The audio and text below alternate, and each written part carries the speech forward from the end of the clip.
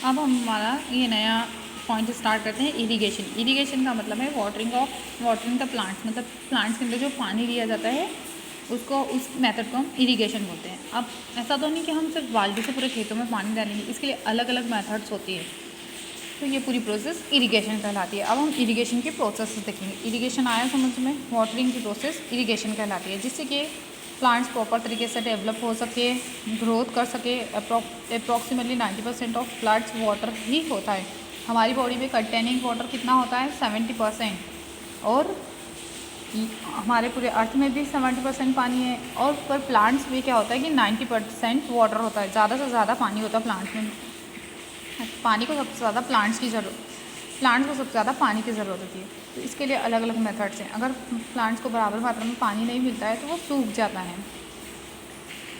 देखिए कि खेतों में पानी कैसे जाता है। तो सप्लाई ऑफ वाटर और crops of different intervals is called irrigation. जैसे मैंने आपको बताया, अलग अलग मेथड्स को इरिगेशन बोलते हैं पानी देने की। Even rainfall is one of the major nature sources of the water of the uncertain that why a regular supply of the water essential for the growth of a plant। एक सबसे ज़्यादा main source होता है rainfall, मतलब बारिश।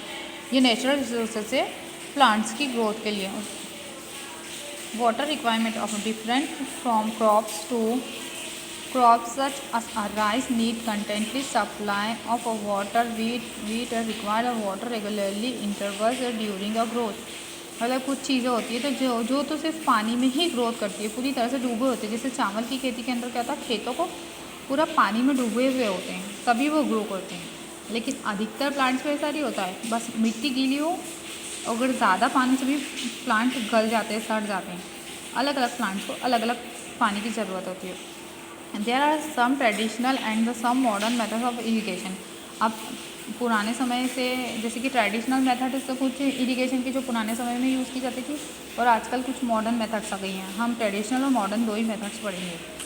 मोट road directly are the some traditional method of irrigation the field. ये जो सारे मैंने नाम बताया आपको, ये क्या है? ट्रेडिशनल मेथड्स हैं जो फील्ड के अंदर पानी देते हैं।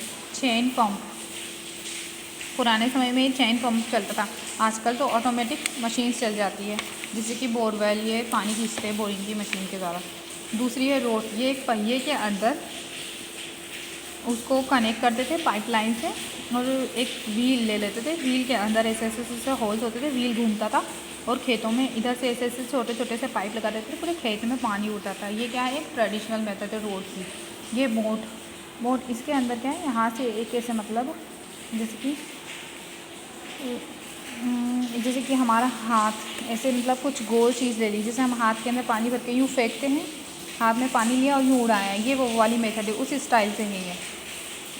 एक लकड़ी की मतलब लोहे की रॉड ले ली और उसके अंदर ऐसा गोल सा बना लिया और उसको फेंक रहे हैं पानी, हम हाथ में पानी लेके फेंकते हैं, उस हिसाब से वैसी मेथड है मोट। और दहलकी का इसके अंदर ये कुएँ से कनेक्ट करके और बेलों से द्वारा पानी लिया जाता था।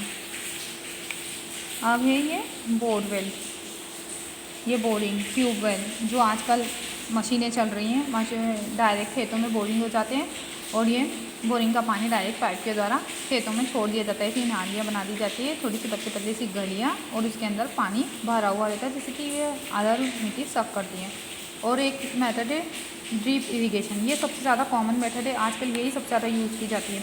पूरे खेतों के अंदर पाइपलाइन बिछा दी जाती है और उसको बोरवेल से कनेक्ट कर दिया जाता है, और उनमें छोटे छोटे छोटे छोटे झरने जैसे छेद होते हैं। और जब बोरिंग चालू करते हैं वो जैसे कोई झरने जैसा पानी सब जगह थोड़ा पानी आता रहता है। इससे पानी का वेस्टेज भी नहीं होता है और प्लांट्स भी अच्छे ग्रो करते हैं। कम मात्रा में पानी जाता है और मिट्टी सक करती है। अगर हम जैसे अधिक मात्रा में पानी डालते हैं तो वो ज़्यादा से ज़्यादा पानी तो बह जाता है। इस मेथड में पानी का वेस्टेज भी नहीं होता है कम पानी में, और प्लांट अच्छी तरह से ग्रो करते हैं। इसीलिए आजकल ये ड्रिपिंग की मेथड चलती है इरीगेशन की। अब हमारा सेकंड पॉइंट है प्रोटेक्शन फ्रॉम वीड्स। वीड्स को हम कैसे प्रोटेक्ट करते हैं? इसके लिए हम फर्टिलाइज़र्स डालते हैं ताकि हमने जो बीज में बोए हैं मिट्टी के अंदर तो वो सड़े नहीं, क्योंकि अगर बीज को हम मिट्टी में डाल दें तो वो अपने आप उनके अंदर पैरासाइट्स लग जाते हैं, फंगस लग जाती है, वो सड़ जाते हैं। कोई भी माइक्रो ऑर्गेनिज्म तो उनको सड़ा सकते हैं। तो उसके लिए हम स्प्रेइंग करते हैं, केमिकल्स का स्प्रे करते हैं, तो जिससे कि वो कीड़ों से बचे रहते हैं।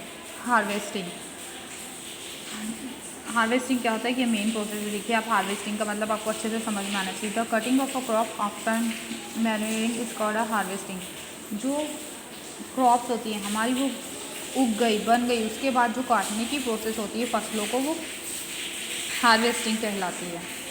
फसल की कटाई हम कह सकते हैं, फसल की कटाई को हम हार्वेस्टिंग कहते हैं। The harvest period different crops of the farm region, मतलब अलग अलग क्रॉप्स का हार्वेस्टिंग टाइम अलग अलग होता है।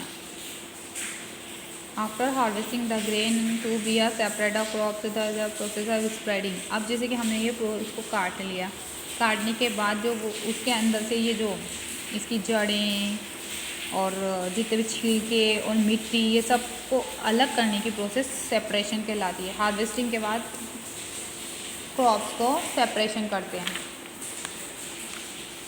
इसके बाद प्रोसेस आती है स्टोरेज की। अब अगर और स्टोरेज करने से पहले फसलों को विनोविंग करते हैं। ऐसे ऐसे ऊपर से पटकाते हैं तो जितना भी उनके अंदर कचरा वगैरह होता है वो सब उड़ के बाहर चले जाता है, क्योंकि फसलें भारी होती है, कचरा हल्का होता है तो वो सब उड़ जाता है।